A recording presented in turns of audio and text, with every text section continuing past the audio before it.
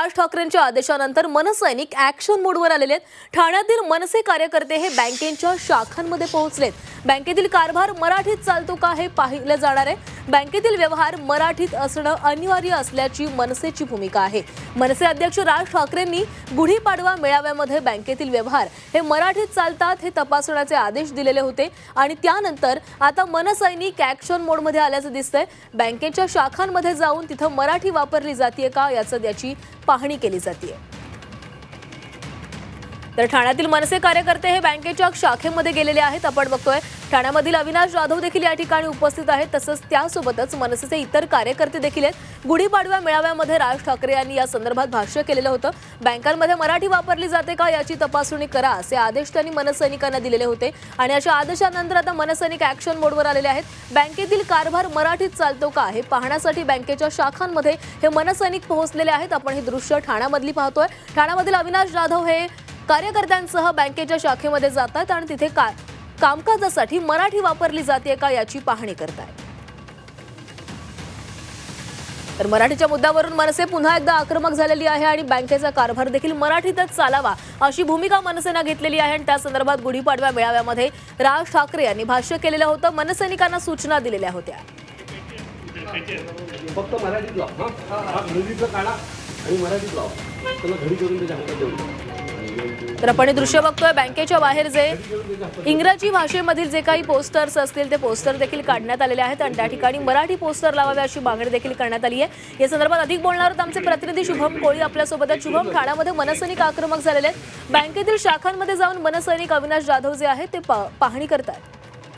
निश्चित आपण पाहिलं तर आज सकाळ होता जे आहे ते मनसैनिक अलर्ट मोड मध्ये आलेले आहेत। ठाण्यातील विविध बँकांमध्ये जे आहेत ते मनसे कार्यकर्त्यांनी आज सकाळी जी आहे ती धडक दिलेली आहे। त्यानंतर त्यांना एक निवेदन देखील दिलेलं आहे आणि थेट इशारा दिलेला आहे की आज पहिलाच दिवस आहे आणि याच दिवशी आम्ही हात जोडतोय, परंतु मागण्या जर ज्या आहेत मान्य नाही झाल्या तर येणाऱ्या काळामध्ये आम्ही हात देखील सोडू शकतो असा थेट इशारा जो आहे तो मनसैनिकांनी बँकेंना दिलेला आहे। तर ज्या बँका आहेत त्यामध्ये जे काही इंग्रजी फलक असतील किंवा हिंदी भाषेमध्ये जे फलक असतील ते देखील मनसे नेत्यांकडून जे आहेत ते काढण्यामध्ये आलेले आहेत। त्याचबरोबर ठाणे शहर असेल किंवा ठाणे जिल्ह्यामधील ज्या काही बँका आहेत त्या बँकांमध्ये जे आहे येणाऱ्या 4 दिवसामध्ये मनसे कार्यकर्ते जे आहेत ते थेट निवेदन जे आहेत देणार आहेत। त्यामुळे आता निश्चित आता येणाऱ्या काळामध्ये बँकांमध्ये जे कर्मचारी आहेत किंवा बँक मॅनेजर जे आहेत ते कशा प्रकारे मराठी भाषा अनिवार्य करतात हे देखील पाहणं आता तितकंच महत्त्वाचं असणार आहे। शुभम, सध्या आपण आपल्या स्क्रीनवर काही दृश्य बघतोय तर बँकेमध्ये जे काही हिंदी भाषेतील जे काही फलक लावण्यात आलेले होते ते देखील मनसेकडून काढण्यात आलेले आहेत। मनसेने यावेळी काही मागणी केलेली आहे का किंवा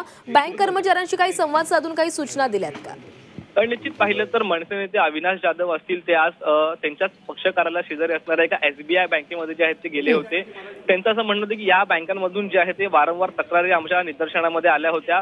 काही महिलांनी देखील याबाबत तक्रारी ज्या आहेत त्या केल्या होत्या। त्याच तक्रारीला अनुसरून जे आहेत ते त्या बँकेमध्ये मराठी भाषा आणि मराठी भाषेची पडताळणी करण्याकरिता गेले होते। त्यावेळेस त्यांच्या देखील निदर्शनामध्ये काही गोष्टी ज्या आहेत त्या आढळून आल्या।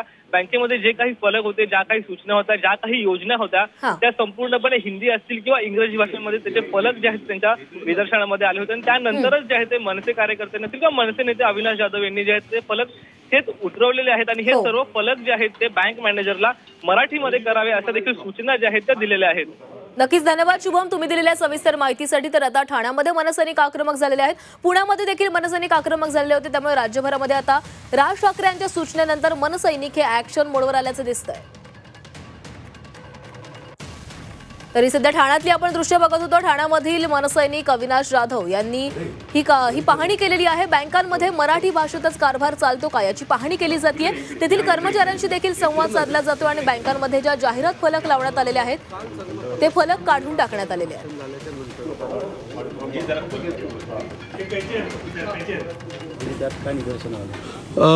काल परवा सन्माननीय राजसाहेबांचं भाषण झाल्याच्या नंतर मला या भागातल्या आमचं इथे मनसेचं पक्ष कार्यालय तर एका महिलेचा कॉल आला आणि त्यांनी मला सांगितलं की तुमच्याच पक्ष कार्यालयाच्या मागे एक SBI बँक आहे आणि आमचं अकाउंट तिथे आहे। आम्ही तिथे ज्या वेळेला जातो त्यावेळेला जे राजसाहेब म्हणाले की हिंदीत बोललं जातं, मराठीत बोलताना ती लोक नाटकं करतात, सो आम्ही सुरुवात इथूनच केलेली आहे।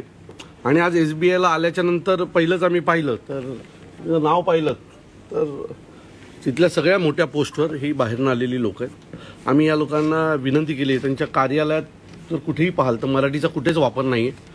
सो जर तुम्ही या मातृभाषेत 1 लाख अकाउंट आहेत या भागातल्या लोकांचे इथे आणि ह्यातले जवळजवळ 95% मराठी लोकांची असतील, तर मला असं वाटतं जिथे मराठीचा वापर जास्त आहे, आमची मातृभाषा मराठी आहे, आणि तिथे तुम्ही मराठी तरुणांना संधी दिली पाहिजेत.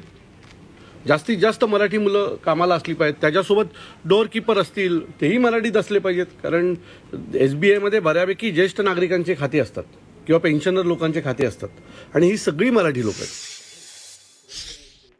तर आपण बघितलं ठाण्यामध्ये आता मनसैनिकांनी ही कारवाई केलेली आहे. जेव्हा स्टेट बँकेमध्ये जे हिंदी फलक लावण्यात आलेले होते ते फलक काढून टाकण्यात आलेले आहेत आणि बँकेमध्ये मराठीच जाहिरातींचे फलक लावावेत अशी मागणी देखील करण्यात आलेली आहे आणि या संदर्भात त्यांनी बँकेतील कर्मचाऱ्यांशी देखील संवाद साधलेला आहे.